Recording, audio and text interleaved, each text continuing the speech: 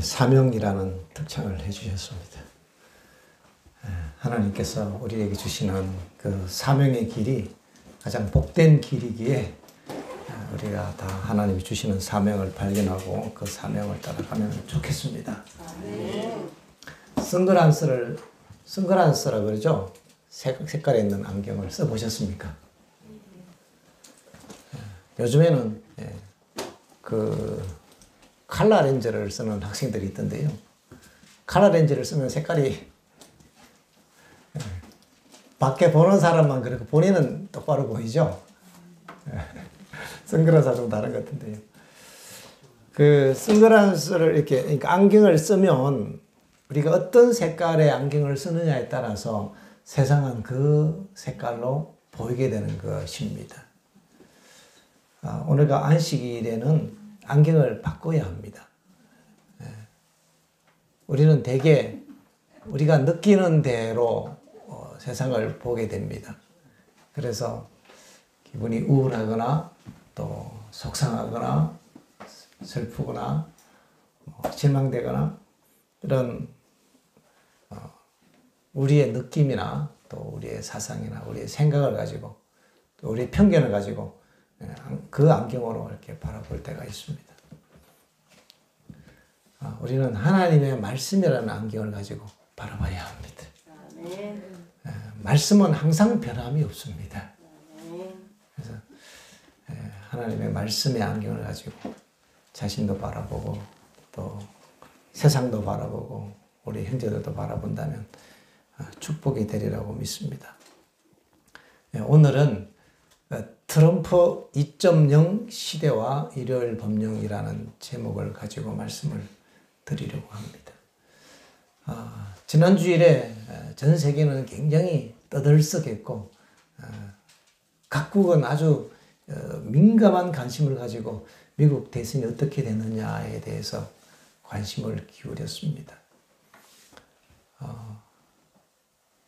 아마 역대급으로 관심이 많았던 그런 대선이었던 것 같습니다.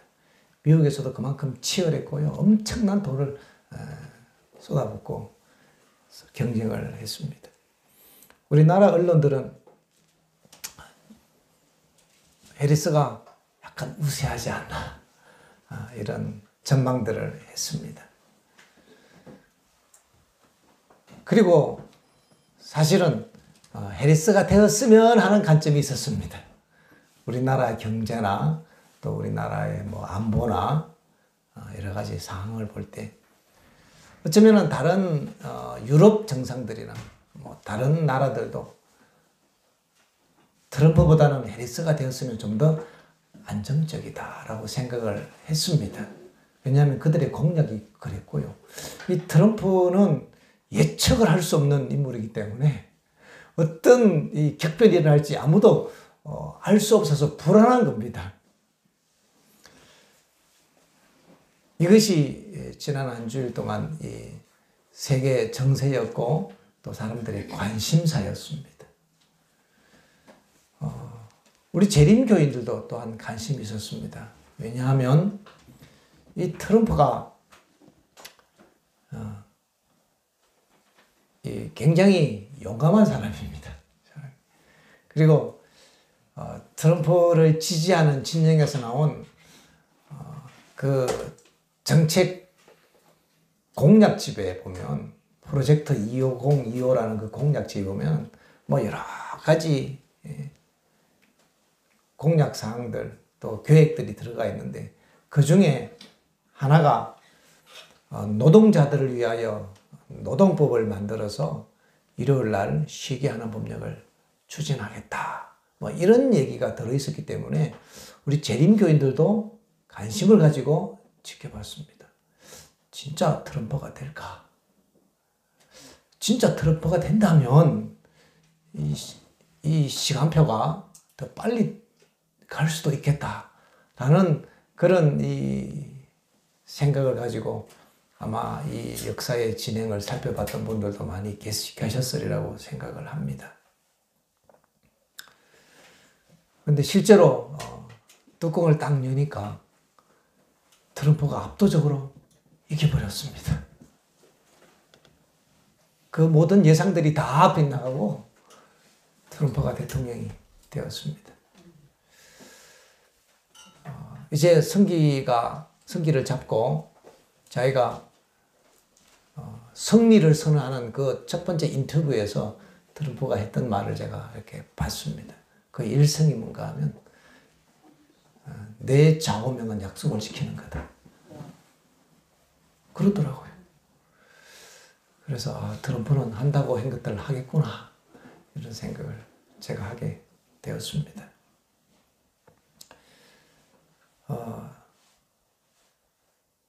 바이든과 트럼프가 경쟁할 때 그 당시에 트럼프가 이렇게 암살 저격을 당했습니다. 사실 그 사람이 총을 머리를 향해서 쐈겠죠. 귀를 향해서 쐈겠습니까? 근데 그 총이 그 순간 총알이 날아오는 그 순간 고개를 살짝 돌리니까 이 총알이 귀를 뚫고 나간 거예요. 머리를 못 맞추고. 그때 고개를 안 돌렸으면 머리 맞았으니까 죽었겠죠. 그때 또 많은 사람들이 생각했습니다. 야, 이 트럼프가 죽을 상황인데 안 죽은 거 보니까 뭔가 일을 내겠구나. 이런 생각들을 하기도 했습니다. 아니, 그런데 이 여론의 흐름이 해리스가 또 좀 더 우위에 서는 것처럼 보여서 어떻게 되나 하고 살펴봤던 것 같습니다. 그러나 역시나 예측을 많은 언론들 또 미래 예측하는 사람들의 그 예측이 빗나가고 트럼프가 대통령이 되었습니다. 자, 이제 우리는 트럼프 2.0 시대를 맞이하게 되었습니다. 전 세계가 관심을 가지는 것은 미국 대통령이 누가 되느냐에 따라서 세계의 경제 상황과 세계의 안보 상황과 세계의 지형이 많이 바뀌기 때문에 그렇습니다. 전 세계의 관심을 받는 이 대선에 하나님이 개입하실까요? 예언을 보면 인간 나라를 다스리시는 분은 하나님이시고 왕들을 세우시고 폐하시는 분은 하나님이십니다. 출애굽 당시에 바로를 그 자리에 있게 하신 분도 하나님이십니다. 세상에 바람을 잡았던 그 손이 바람을 놓기 시작하면 전쟁이 일어나고요. 예언된 역사들이 이제 이루어지기 시작하는 것입니다. 일련의 이런 이 사항들을 보면서 저는 개인적으로 정말로 역사의 마지막 구간에 들어가는 것이 아닐까 이런 생각을 해보았습니다. 성경 말씀을 보겠습니다. 누가복음 21장 20절부터 21절에 있는 말씀입니다. 너희가 예루살렘이 군대들에게 에워싸이는 것을 보거든 그 멸망이 가까운 줄 알라. 그 멸망이 가까운 줄 알라. 그때에 유대에 있는 자들은 산으로 도망할지며 성내에 있는 자들은 나갈지며 촌에 있는 자들은 거리로 들어가지 말지어다. 예루살렘이 군대들에게 에워싸이는 것을 보거든 그 멸망에 가까운 줄 알라고 하신 이 예수님의 말씀을 1차적으로 예루살렘 멸망에 적용했지만은 엘렌 화이트는 영감을 받아서 이 말씀을 마지막 시대에 일요일 법령 사건으로 2차적으로 또 적용을 했습니다. 네, 제가 찾아봤는데 찾아보겠습니다.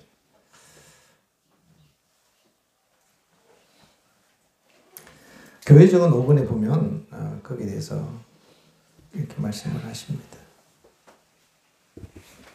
잠깐만요. 제가 이 많은 것 중에서 뭐가 잠깐 틀어진 것 같습니다. 네, 찾았습니다. 교회적인 5권 464페이지 마지막 사건들에 있는 말씀인데요. 로마 군대에 의한 예루살렘의 포위가 유대 그리스도인들에게 도망가라는 신호였던 것처럼 교황권의 안식일을 강요하는 법령을 통하여 우리나라 미국에서 권력을 장악하는 일은 우리에게 경고가 될 것이다. 미국에서 1월 법령이 내리게 되면 그 사건을 통해서 교황권이 또다시 중세시대에 가졌던 그 권력을 잡게 된다는 것입니다. 그 사건을 통하여. 예루살렘 포위를 일요일 법령 사건으로 그렇게 적용을 했습니다. 그러면 예루살렘이 에워싸인다는 얘기는 일요일 법령이라는 말은 다른 말로 하면 하나님의 십계명이 에워싸이고 무너지는 사건을 얘기합니다. 어디서? 미국에서. 미국에서 하나님을 믿는 개신교 국가, 세계를 대표하고 세계를 지배하는 미국에서 하나님의 십계명을 에워싸고 무너뜨리는 사건이 예루살렘이 군대에 의하여 에워싸이는 사건으로 그렇게 적용이 되는 것입니다. 그래서 뭐 다른 나라에서 뭘 했다, 그것도 중요하긴 하지만은 예언적인 관점에서의 중요성은 그리 의미가 없습니다. 가장 중요한 것은 미국이라는 나라에서 이 하나님의 십계명을 어떻게 이들이 에워싸고 빨느냐 하는 것은 중요한 예언의 성취이기 때문에 그렇습니다. 우리는 2022년 12월 달에 있었던 중요한 예언 성취를 기억합니다. 그때 바이든이 동성결혼법을 설명하면서 미국이라는 나라에서 전통적으로 아담 이후로 전통적으로 역사적으로 내려왔던 그 결혼 제도를 제도를 허물고 이제는 남자 여자가 결혼하는 것이 아니고 남자 여자 여자 뭐 다 결혼해도 된다. 십계명 둘째 계명 가정 이웃에 관한 이 가정 계명이 완전히 무너지는 그런 사건이 있었습니다. 그 사건을 보면서 십계명의 절반이 무너졌다 이런 생각을 했습니다.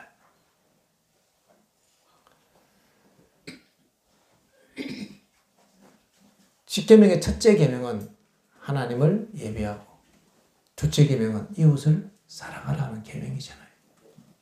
그 이웃의 개념의 가장 근간이 바로 가정제도거든요.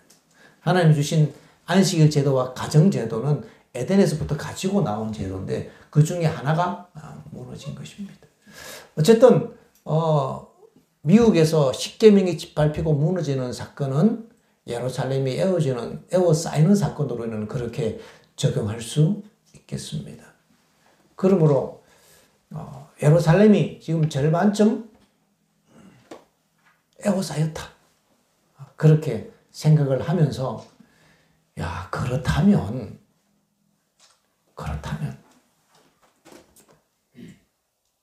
그렇게 멀지 않은 시간에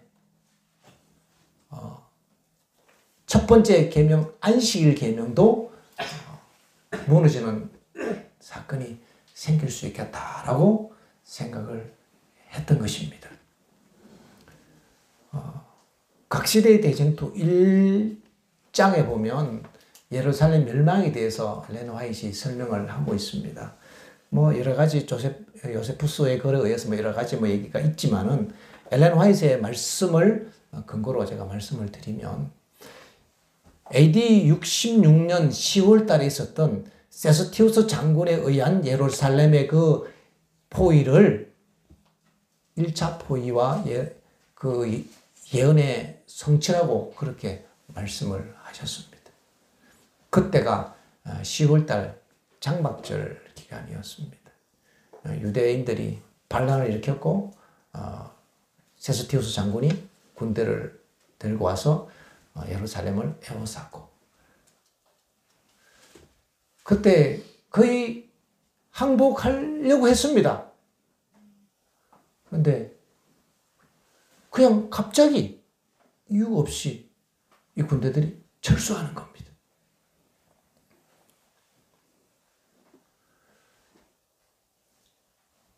예언에서는 하나님의 섭리의 손이 자비롭게 하나님의 백성들을 위하여 역사하고 계셨다라고 거기에 적혀 있습니다. 그래서 로마 군들이 퇴각하는 것을 유대인들이 가서 공격해서 엄청난 피해를 입혔습니다. 그로부터 정확하게 3년 반, AD 70년 4월 달에 타이터스 장군이 군대를 끌고 6월달에 다시 예루살렘을 에워쌉니다. 그리고 그때 예루살렘이 완전히 무너집니다. 3년 반 만에.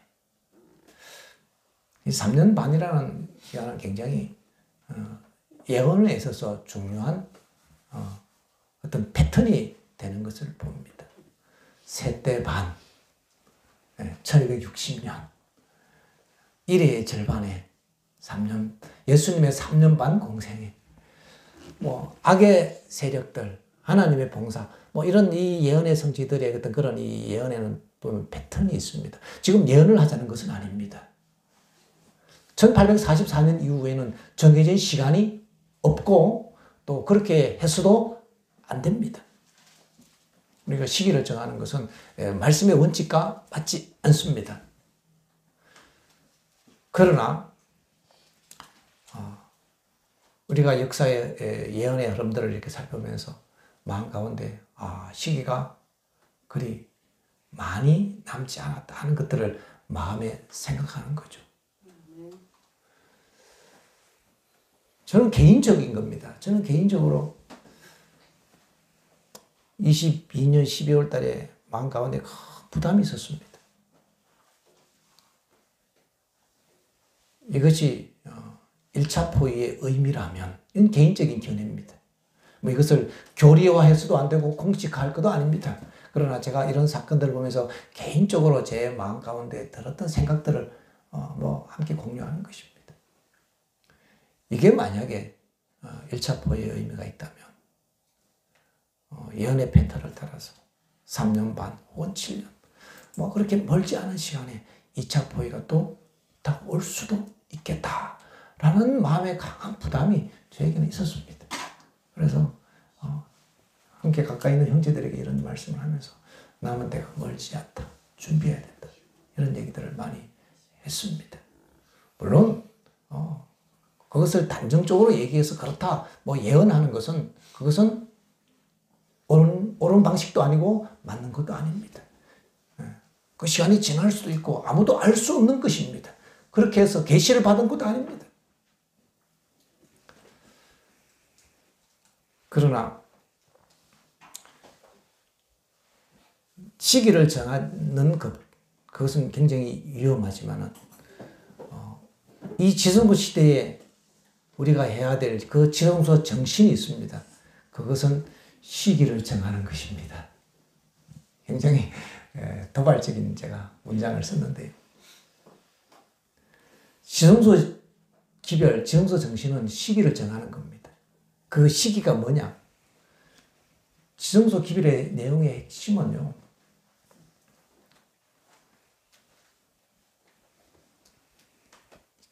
7월 10일이 끝나면 그날 단 하루가 그들에게 주어진 회개할 수 있는 기회였다는 것입니다. 지성소 시대의 유일한 시기는 하루입니다. 하루. 지금 우리는 지성소 시대를 살고 있습니다. 이 시대에 우리에게 주어진 시기는 오늘 하루입니다.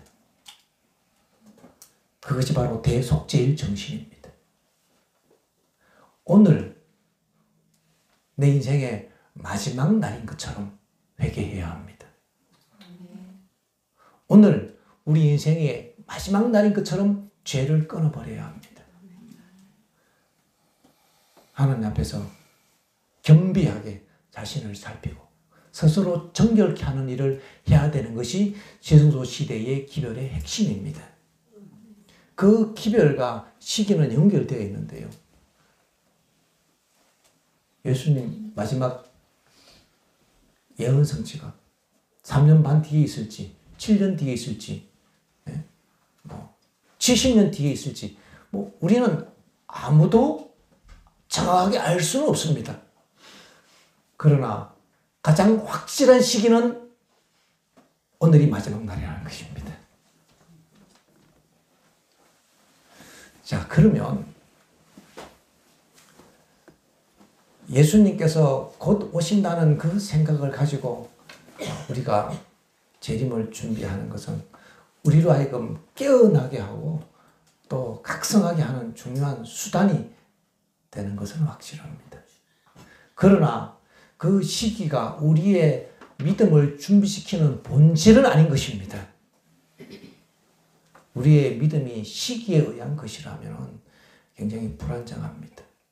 그리고 우리가 정했던 그 시기가 지나가면 틀림없이 신앙이 비틀거립니다. 그 얘기는 그 신앙이 건강한 신앙이 아니라는 얘기죠. 그저 위기의식에 의해서 긴장 가운데서 뭔가 외부적인 액션을 취했던 것이지 하나님과 내밀한 그 믿음의 깊은 신뢰와 교제가 형성되지 않았다는 얘기입니다. 재림 준비의 본질이 무엇입니까? 제가 학생들에게 이런 얘기를 이렇게 해줍니다. 해줬더니 어떤 학생이 제가 후일담을 들었습니다. 엄마한테 전화해서 엄마 이제 예수님 곧 재림하신대. 시골로 빨리 와야 돼. 본질을 놓친 얘기죠. 시골로 가면 준비가 다 되나요? 물론 물리적인 준비나 물리적인 환경도 할 수 있으면 하면 좋습니다. 그러나 그러지 못하는 환경이 너무 많이 있잖아요. 그죠? 우리는 아람 나라의 나만 장군에게 선교했던 그 이름 없는 그 종, 그 소녀를 기억합니다. 그 소녀는 노예로 전쟁 포로로 끌려가서 나만 집안의 종이 되었습니다. 그에겐 자유가 없었습니다. 얼마나 집에 오고 싶었겠습니까? 얼마나 엄마가 아빠가 보고 싶었겠어요. 그러나 그에게는 선택의 여지가 없었고 그에게는 자유가 없었습니다. 그는 나만 집안의 노예처럼 살 수밖에 없었습니다. 어쩌면 우리 재림교인들 가운데 많은 사람들이 도시 가운데서 노예처럼 살아가는 사람들도 있을 것입니다. 그 나만 집안에 있는 그 여종처럼 말이죠. 그렇다고 구원 못 받는 것은 아닙니다. 좀 더 불리한 여건이긴 합니다. 그죠? 시고생활 하는 것은 우리의 특권이에요. 얼마나 어차피 정해진 시간을 살잖아요. 우리가요. 좋은 공기 마시고 하늘의 별 보면서 저음을 마시면서 특권이죠. 그러나 그 특권에 참여하기 어려운 형편의 분들도 많이 계신 것은 분명합니다. 그러나 그 나만 집안에 있던 그 소녀는 그곳에서 신실하게 자기에게 주어진 사명에 순응했습니다. 하나님이 나를 이 집에 노예로 보내셨다면 제가 최고의 종이 되겠습니다 하면서 성실하게 그곳에서 하나님께 기도하며 신앙을 했습니다. 그 소녀는 재림 준비 잘했을까요? 오늘날로 말한다면 재림 준비 가장 잘한 소녀 사람은 바로 그 사람일 것 같습니다. 얼마나 그가 신실하게 살았는지에 대한 증거는 분명합니다. 생각해 보십시오. 집안에 포로로 끌려온 한 10대 어린 소녀가 하는 얘기를 듣고 장군이 왕에 가서 왕이요 이스라엘에 나를 고치는 선지자가 있답니다. 보내주십시오. 그러니까 왕이 그 말을 믿고 그 장군 나만이 얼마나 확신했으면 왕이 그 말을 믿겠습니까? 그리고는 온갖 보물을 싸실어서 왕이 친필로 편지를 써서 보내잖아요. 이것은 그 소녀가 그곳에서 얼마나 신실했고 얼마나 신임을 얻었는지에 대한 살아있는 증거입니다. 그는 하는 척하는 사람이 아니었고 그는 진실한 신앙인이었고 그는 하나님과 함께 살아가는 믿음으로 동행하는 사람이었습니다. 그를 통하여 성경에 기록되는 유명한 역사, 예수님도 인용했던 그 사건, 이런 일들이 역사가 일어났던 것입니다. 우리는 예수님께서 곧 오신다는 그 생각 참 좋은 생각입니다. 어떤 사람들은 굉장히 예수님 곧 오신다 하면은 뭘 겁을 내는 사람이 있어요. 뭐 시기를 정해서 무슨 또 팔을 만들까 봐 뭐 겁을 내는 사람이 있는데, 왜냐하면 그런 일들이 과거에 종종 있었거든요. 시기를 정해서 이렇게 무리를 형성해서 또 실망하고 뭐 이런 일들이 있었습니다. 그래서 우리에게는 정해진 시간은 없습니다. 지승고 시대에 정해진 유일한 시간은 오늘이 마지막 날이라는 것입니다. 이보다 더 급한 시간이 있습니까? 오늘이 마지막인데 이후의 시간들은 사실 의미가 없습니다. 오늘이 지승고 시대의 마지막 날인 것처럼 살아가는 그 사람에게는 1년 뒤에, 3년 뒤에, 7년 뒤의 시기는 그저 조금 더 경각심을 깨워주는 그런 얘기에 지나지 않습니다. 그래서 재림교인들은, 특별히 마지막 지성소 시대를 살아가는 우리 재림교인들은 우리에게 주어진 시간들이 오늘이 마지막 날인 것처럼 오늘 하루만 잘 살면 되는 것입니다. 우리는 내일과 모레 굉장히 경건하게 살려고 생각하니까 이게 어려운데요. 하나님은 그거 우리에게 요구하지 않으십니다. 오늘 하루만 믿음으로 살면 되는 거예요. 오늘 하루만 하나님 앞에 진실한 회개를 하고 예수 그리스도의 속죄를 믿는 그 피로 말미암아 우리의 죄를 씻고 오늘 우리는 예수님 안에 거하면 끝입니다. 이것이 이 시대의 셋째 천사의 기별의 핵심이 바로 그것입니다. 믿음으로 오늘 우리가 주님 안에 거하는 것입니다.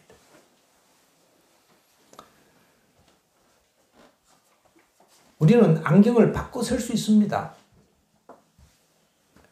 검은 안경을 벗고 투명한 안경을 쓸 수 있습니다.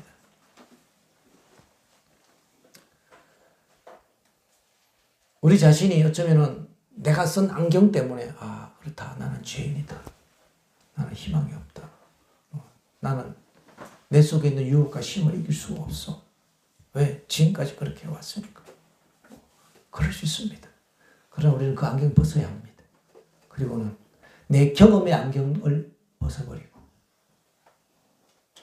그리고 불신의 안경도 벗어버리고 내 느낌과 내 감정의 안경도 다 벗어버리고 그저 하나님의 그 약속의 안경을 끼고 주님은 나를 사랑하신다. 주님은 나를 용서하신다. 하나님, 제가 회개합니다. 막 회개하고 싶은 마음이 막 일어나고 막 마음이 슬프고 이래야 회개가 되나요? 그러기를 기다릴 필요가 없어요. 회개하고 싶지 않을 때에 우리는 용서받는 법을 배워야 합니다. 기도하기 싫을 때 하나님 만나는 법을 연습해야 합니다. 그거 꿰뚫어야 합니다. 그거를요. 그거 돌파해야 합니다. 아니 기도하고 싶을 때 기도하는 건 누가 못하겠어요? 은혜 충만할 때 감사하는 건 누가 못합니까? 다 하죠.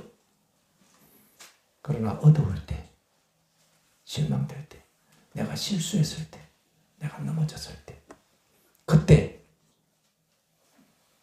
하나님의 약속을 붙드는 그 믿음으로 주님, 그래도 하나님은 나를 용서하시고 나를 사랑하시니까 그 말씀을 내가 믿고 내가 주님 안으로 들어갑니다.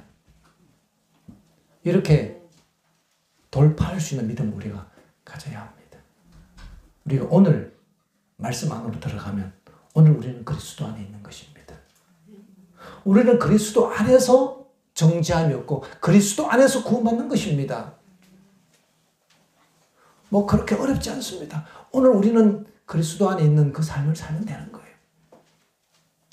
우리가 알고 있는 뭐 여러 가지 뭐 이론과 여러 가지 교리 그거 다 리스트 적어놓고 이제 이것도 해야 되고 이것도 해야 되고 저것도 해야 되고 이렇게 준비하는 게 아니에요. 그것을 율법주의라고 부르는 것입니다. 내가 이것도 고쳐야 되고 저것도 고쳐야 물론 고쳐야지요. 근데 어느 세월에 그렇게 하나하나 줄쳐가면서 엑스표 해가면서 고치겠습니까? 통째로 고쳐야 합니다. 통째로 그리스도를 우리 마음 가운데 믿음으로 모시고 이제는 그리스도가 내 안에 사시도 내 안에 계신 그리스도를 붙잡고 하나님의 말씀 붙잡고 우리는 오늘 그렇게 살면 되는 것입니다. 그러면 주님께서 우리를 오늘 인도하시고 또 내일은 내일대로 인도해 주시는 겁니다. 우리가 부족하면 연단하셔서 잘하게 하실 것입니다. 예수님께서 곧 오신다는 생각을 가지고 우리가 주님께 올인한다면 주님께 전적으로 헌신하고 더 많이 기도하고 더 많이 말씀 보고 한다면 개인적으로 내가 생각했던 그 시기가 지났다고 해서 억울할 일이 있습니까? 없어요. 저는 늘 그랬습니다. 늘 제 마음 가운데 예수님이 한 5년 안에 오시겠다. 저는 늘 그런 생각을 가지고 살려고 의도적으로 생각을 했던 적이 참 많이 있습니다. 그렇다고 제가 생각했던 그 5년은 항상 5년이라. 제가 생각했던 것은 올해도 5년인데 또 내년도 5년. 사실 저는 그렇게 많이 살아왔습니다. 좀 길지요. 지성소 기별은 하루인데 5년을 잡았으니 참 믿음이 없는 것입니다.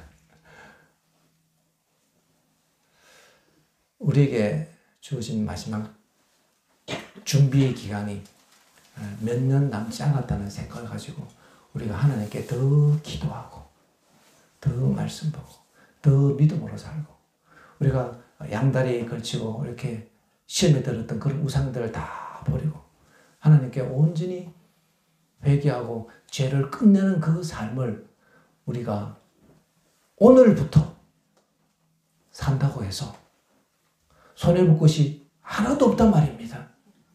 주님이 곧 오신다는 생각으로 내가 오늘 그렇게 영적으로 각성하고 준비한다면 그것은 굉장히 건강한 재림기별입니다. 우리의 준비가 하나님과 나와의 그 내밀한 믿음의 관계에 있어야 하는 것입니다. 외적인 어떤 물리적인 것들 물론 필요하고 옳은 것이긴 하지만은 본질이 아니라는 거죠. 그런 것들은 수단입니다. 수단. 본질은 내가 하나님과 믿음의 관계에 서는 것인 겁니다. 특별히 우리는 참 세상을 사랑하고 또 계산적이고 이기적이기 때문에 남들보다 더 일찍 서둘러 준비했다가 예수님 혹 늦게 오시면 세상에서 어떤 물질적인 문제로 세상의 어떤 이 명성적인 문제로 손해를 볼까봐 계산적으로 걱정하는 경우가 있습니다. 물론 본질을 놓치고 극단적인 어떤 그런 광신적인 행동들은 틀림없이 엄청난 손실을 겪는 것이 사실입니다. 그런 일들이 늘 이렇게 우리 재림교 역사 안에 있었습니다. 그러나 우리는 본질로 들어가서 우리에게 주어진 날이 오늘 하루가 마지막 날인 것처럼 하나님 오늘 하루만 하나님 앞에 신실하게 해주십시오. 하루만 살면 되는 거거든요. 왜? 대속죄일은 단 하루입니다. 7월 10일. 그렇게 우리에게 주어진 날을 하루하루 살아가고 그런 의식의 그 일깨움을 주는 재림의 각성이라면 얼마나 건강한 것입니까? 이것은 우리에게 손실을 주는 것이 아니고 우리로 하여금 주님을 준비하도록 일깨워 주는 것입니다. 지금 우리는 트럼프 2.0 시대를 살아가고 있습니다. 정말 프로젝트 2025처럼 노동법을 통해서 1월 법령이 내년도 혹은 내후년도에 다가올 수도 있습니다. 또 시간이 더 지나갈 수도 있습니다. 그러나 1년에 그 사건들이 흘러가는 패턴을 볼 때 이제는 마지막 구간이다 하는 그런 마음 가운데 확신들을 갖게 됩니다. 그래서 연약한 우리의 어떤 이 잿된 본성 때문에 간 보고 두 발을 다 담궈야 되는데 한쪽 다리만 담그고 이렇게 계산하고 있는 그런 우리의 연약함이 이런 시기의 긴박성을 통해서 깨어져서 주님 앞에 두 발을 다 담그게 되시길 바랍니다. 결코 손해볼 일이 없습니다. 주님이 곧 오신다고 날마다 기도하고 날마다 말씀 보고 주님 앞에 겸비하게 회개한다면 이보다 더 건강한 신앙이 어디 있습니까? 이 일로 인하여 자신과 온 가족이 영적으로 큰 축복을 받을 것이 분명합니다. 우리는 주님께서 곧 오신다는 이 긴박한 의식을 가지고 살아야 합니다. 그러나 이제는 정말로 껴야 할 때가 되지 않았나 생각합니다. 1월 법령이 그 마지막 예언 성취가 마지막 징조가 불과 짧은 기간 안에 우리 눈앞에 쑥 다가올 수 있는 시대에 우리가 지금 서 있다는 것입니다. 예전에 그 요한 바오로 2세와 그 다음에 그 미국 대통령 누구였죠? 레이건. 이들이 총 맞는 사건이 있었습니다. 둘 다 총 맞고 안 죽었어요. 그리고는 둘이 홀리 얼라이언스 거룩한 동맹 맺어서 소련 무너뜨리는 그런 역사적인 사건이 있었잖아요. 제가 그런 이 과거의 역사의 어떤 패턴들을 보면서 뭔가 중요한 사건이 일어날 수도 있겠다 하는 개인적인 그런 느낌들을 저는 받습니다. 그렇다고 교리 적거나 시기를 정하는 입장은 아닌데 이러한 이 생각들을 가지고 자신을 각성시키고 하나님께 더 헌신할 수 있다면 그것은 얼마나 건강한 재림 시간이 되겠습니까? 우리는 파수꾼으로서 항상 예언들을 살펴야 합니다. 이 예루살렘을 포위하는 군대가 에워싸기 위하여 오는 그 군대의 위치를 살펴야 하잖아요. 지금 우리가 보니까 그 예루살렘이 하나님의 율법인데 10계명인데 벌써 절반은 에워싸이고 또 이들이 막 공언하잖아요. 노동법 만들어서 뭐 하겠다. 지금 온다고 하잖아요, 그들이. 그러므로 우리는 이러한 예언들이 성취되어 가는 그런 이 사건들을 가만히 살피면서 그런 것들을 살피는 우리의 의식이 우리의 믿음과 연결되어지고 우리의 회개와 각성으로 연결되어져서 주님 오시는 그날 우리와 우리 가족들과 우리 교회와 우리 이웃들이 구원받을 수 있으면 참 좋겠습니다. 오기 전에 미리 일깨우는 것은 참 축복입니다. 아무 생각 없이 있다가 생각해 보십시오. 뭐 이런 얘기 뭐 안 해도 그만인데 뭐 괜히 위기를 조작하는 설교 왜 하느냐 이렇게 얘기할 수도 있습니다. 안 할 수 있습니다. 하나님은 사랑이시라 늘 그렇게 얘기할 수도 있습니다. 은혜스러운 예화 들어서 감동스럽게 얘기할 수도 있겠죠. 그러나 정작 마지막 예언 성취가 갑자기 우리 눈앞에 훅 다가왔을 때 얼마나 당황스럽겠습니까? 미리 예측하고 준비하는 것은 우리에게 큰 축복이라는 것입니다. 왜냐하면 우리는 다 연약하잖아요. 우리는 금방 세상적인 이 계산기로 두드리지 않습니까?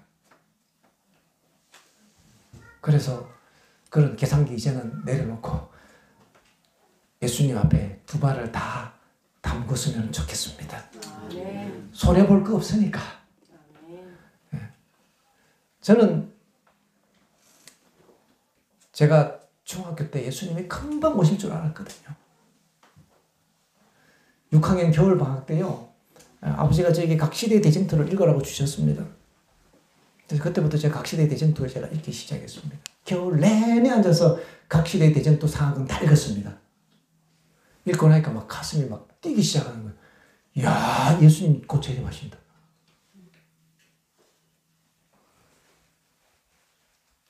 그러면서 신앙에 불이 붙어갖고요. 중학교 들어가서 공부 하나도 안 했습니다, 저는. 날마다 예능신만 보고, 시간만 나면 산에 가서 기도하고, 아침, 저녁으로 기도하고, 맨날 그것만 했어요, 3년 동안. 왜냐하면, 이제 예수님 곧 오시니까. 내가 대학 못 갈지도 몰라. 아마 나는 대학 못 갈 것 같아. 그러면서, 저는 진짜 열심히 신앙했습니다. 완전 올인했습니다. 저는 그것 때문에 손해본 게 하나도 없고요. 고등학교 가서 공부 안 하라고 중학교 때 공부를 하나도 안 해갖고 고생은 좀 했지만은 그 미천으로 지금까지 살아가고 있습니다. 저는 그때 엄청난 축복을 받아서 저는 그때 그 시절만 생각하면 너무 감사합니다. 하나님, 제가 어떻게 그 어린 나이에 저도 모르겠어요. 어떻게 그 어린 나이에 하나님의 은혜로 말씀에 젖어서 3년을 빠져 살았는지 제가 이해가 안 되는 거 저도요. 하나님의 은혜라고 저는 생각하면서 그 시간이 너무 소중한 제 인생에 가장 소중했던 시간은 바로 그 시간입니다. 손해볼 거 없으니까 이제는 주님께서 곧 오실 때가 임박했으니까 이제는 기도와 말씀에 자신을 던지고 두 발을 다 담그게 되시길 바랍니다. 그리고 우리에게 주어지는 그 모든 일들 생업을 내팽개치는 것이 아니라 우리에게 주어지는 그 생업과 현실은 우리의 믿음을 연단하기 위하여 주신 하나님의 훈련의 과정이기 때문에 죽게 하듯 충성되게 해야 합니다. 그것이 우리의 품성과 믿음을 연단하는 훈련의 과정인 것입니다. 제가 그때는 그걸 잘 몰랐어요. 중학교 때는. 그래서 그거 내팽개치고 공부 안 하고 예능심을 읽었는데 우리에게 주어진 모든 일상 가운데서 우리는 주님과 동행할 수가 있는 것입니다. 그래야 이 마지막 시대에 우리가 잘 준비하고 깨어서 트럼프 2.0 시대에 이룰 점령 다가오는 이 시대에 정말 건강한 재림 준비를 하는 여러분과 제가 다 되기를 바라면서 말씀을 마치겠습니다. 아멘. 603장 찬미를 하겠습니다. 주가 맡긴 모든 일을